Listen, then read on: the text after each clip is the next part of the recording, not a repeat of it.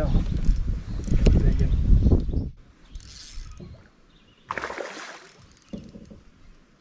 That wood. Boom. Another 4.5. What's going on, YouTube? So if you've been following my channel, you probably saw my video where I went down to Lake Norman and ended up having my lower unit blow up. Thanks to the guys at the Great Outdoors, Jason Wilson, Guy Aker, they were able to get my boat fixed very, very quickly. So we are heading back down there to pick it up, and might as well, spend the weekend at Norman again. If you watched that video, you saw me catch a bunch of fish on a Neko rig, and I want to show you guys my setup on a Neko rig, some tips, and a really cool hack that I use to save me time, save me a little bit of money, and just make my life a lot easier. We're going back down there, and we're going to actually practice for another tournament come Saturday. The Lake Norman Winter Trail, where all the Lake Norman's best anglers fish. Shane LaHue, Hank Cherry, Scott Hamrick, all the freaking local hammers down there fish the Winter Trail. So we're gonna throw our hat in the rink and see how we do. But I'm here at home. We're leaving tomorrow, and I'm going to prepare some Neko rigs at home, so it saves me time out on the boat. I'm gonna show you this neat little hack to do. The two baits that I will throw a Neko rig on is two basic setups. One I throw is on a bait caster, like a 7.6 medium heavy, pretty much a little bit softer though. I throw a Senko with a Neko rig, same weight that I throw in this little finesse worm, but I'm gonna throw a little bigger hook. Usually it's a weedless wacky hook on that Senko, and I'm gonna pitch around shallow grass, stuff like that. And then the one I've been using on Lake Norman is a Zoom finesse worm. Color depends on water conditions. The clearer the water, the more natural colors I use. A lot of times I like green pumpkin. If the water's somewhat stained or dirty or it's real cloudy, or I'm throwing it up in the shade, sometimes I might go to a black one. Color really don't matter. And then the weights I use, I really like the Miki Neko weights. The reason I like these is because, one, they're really cheap, and two, I kind of have two sizes in one. If you see there's a big mushroom head on those, what I typically do is I'll insert these weights into the worm, and then if I don't want all that weight, I'll cut the mushroom head off with a pair of pliers. So I'm going to show you how I do that right now.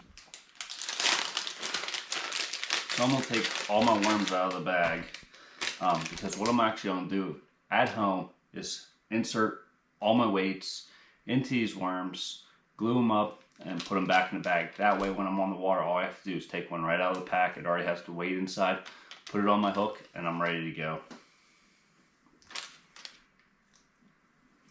So sometimes I bite the nose of the worm off just to give myself a flat surface.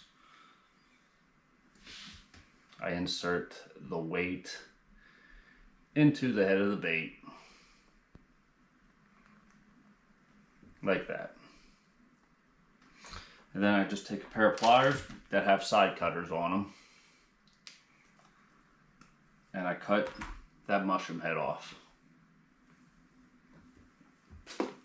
So then I'm just stuck with, a worm that has a weight inside. So on Lake Norman, I'm putting this on a spinning rod, and I'm going to be skipping it up under docks. Every once in a while, sometimes the worm will catch some water and will stop, and that momentum of that weight will actually shoot right out of that worm. So a really cool hack that I figured out, actually last time I was on Norman, I thought was really cool, and it definitely worked, was taking a lighter. This one's not working too well. And just gluing up that head right there. So now that weight is completely inside that bait. There's no way it can come out without going through some plastic. So I'm actually going to sit at home, put all these weights and all these worms, put them back in the package. That way I'm ready to go when I hit the lake.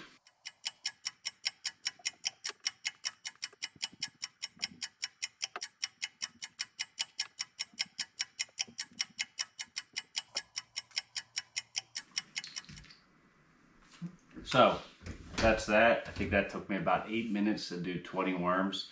That should last me, you know, at least practice day. If I have to do this again in the hotel room day before the tournament, so be it. That saves me so much time. You know, when I'm on the boat, I don't use O-rings on, you know, these Zoom finesse worms. You know, I just hook them straight in the middle. I use a number 2 VMC weedless Neko. It will look like that. I just hook it right into the worm. You know, Zoom finesse worms, I think you get 20 of them for like $3.50. I'm not too worried about losing them. I think the O-ring, I don't know, it just gets in my way. I do use an O-ring on a Senko. You know, Senkos are what, $1 a worm, seems like. So I do use it there, but you know, on these Zoom finesse worms, you need a much smaller O-ring. They're just a pain in the ass. I just don't use them. So, you know, that's going to save me so much time in the boat. I'm going to have these, you know, I'm going to put these back in the package. I'm probably going to slip them in my pocket come, you know, when we're out there fishing. So I could just reach in my pocket, grab one, put it on the hook when I need one, and go from there. It's going to be a very, very speedy process for me once I'm out on the boat. Definitely worth it. So hope that helped you guys. I hope it's a little hack. You know, I carry that little torch with me in my little Neko tackle box. You know, that's my Neko box right here. That's how small it is. Some weights and some hooks. You know, 2 or 3 packs of Zoom finesse worms for Lake Norman. Maybe some Senkos for other places. Potomac, I really like that setup. But that's my setup, guys. I hope you learned a little hack about using a lighter to seal up your, you know, your baits for Neko Rig. So appreciate you guys watching. Until next time, I'll see you later.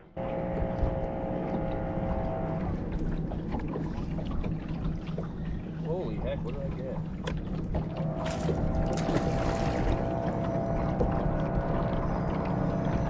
Net. Huh? I'll take the net on this one.